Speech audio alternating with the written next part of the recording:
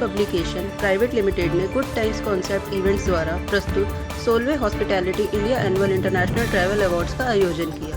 ये आयोजन Nepal principal partner country, Chhattisgarh tourism principal partner state और PHD chamber of commerce and industry के सहयोग से आयोजित किया गया था।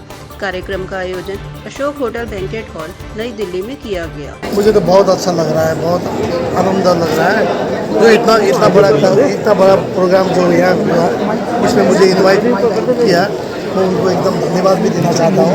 प्रोग्राम के बारे में क्या कहेंगे सर? किस तो बहुत अच्छा, ये प्रोग्राम में मैं जो आया था हाथ आगे नहीं। और दूसरा क्या हुआ कि यहाँ आते ही मुझे यहाँ के स्टेट मिनिस्टर है कल्चरल, उनसे भी मेरा मुलाकात हुआ।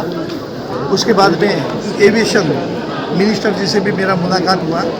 नेपाल के पर्यटन के बारे में भी उनसे बातचीत हुआ है। अभी तो कोविड में ऑलरेडी सब लोग वैक्सीनेटेड है, इसलिए नेपाल फ्री जोन है, सब लोग आ सकते हैं। इंडियन कल्चर के बारे में क्या कहेंगे? इंडियन कल्चर के बारे में तो अब ये तो हिंदू राष्ट्र है ना।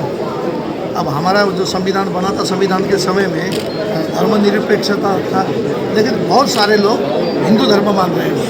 और नेपाल और भारत के बीच में जो संबंध है हमारा, वो हर वक्त कायम होना चाहिए। सर, नेपाल के टूरिज्म मिनिस्टर हैं, नेपाल को टूरिज्म में किस तरीके से देखते हैं, कि ग्लोबलाइजेशन में किस तरीके से देखते हैं नेपाल को? नेपाल में देखिए अब बहुत संभावना है।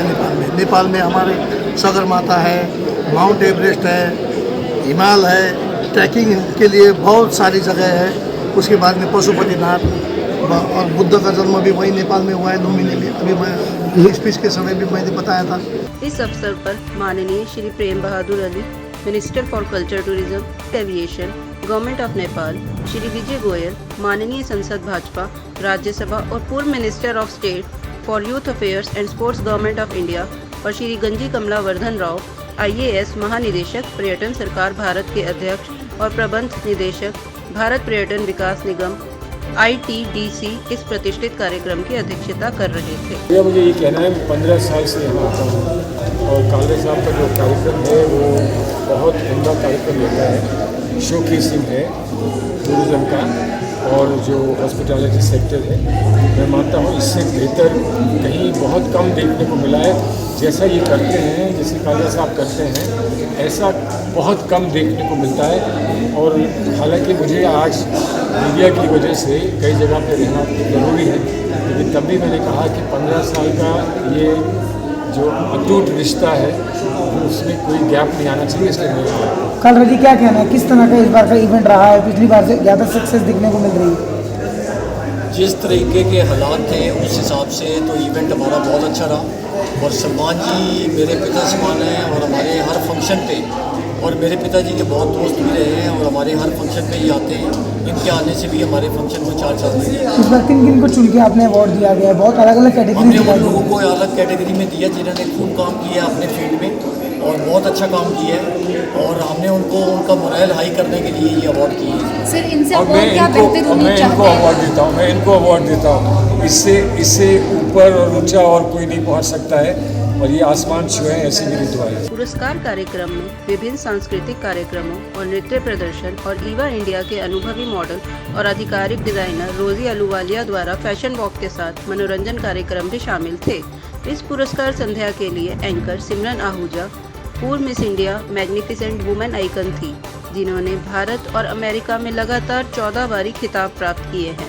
भारत उत्सव नवरात्रि पर उनकी पहली पुस्तक का अनावरण गुजरात की तत्कालीन माननीय मुख्यमंत्री आनंदीबेन पटेल ने किया था। इस बार बस ये अलग था, 2 साल के इतने बड़े अंतराल के बाद हमने ये इवेंट किया है, जिसके लिए हम टोटली आभारी हैं। जो डिग्निटरीज या दिग्गज हमारे साथ आज इकट्ठे हुए, सुभाष जी, गंजी जी, IAS ऑफिसर हैं, जो हमारे मिनिस्टर हैं, honourable minister of tourism and culture. I am very thankful to all India such a beautiful day, and I thank everybody in hospitality industry. मैं दिल से आभारी हूँ पूरी hospitality industry का, जो इकट्ठे हुए और इस यमुना पीरियड में साथ रहे। Thank you so much and see you again next year. देखिए, मैं समझता हूँ कि देश अब कोविड से बाहर निकल रहा है। प्रधानमंत्री मोदी जी ने जिस तरह से कोशिशें की हैं, तो दोबारा से जो टूरिज़्म है, पर्यटन अपने पैरों के ऊपर खड़ा हो रहा है।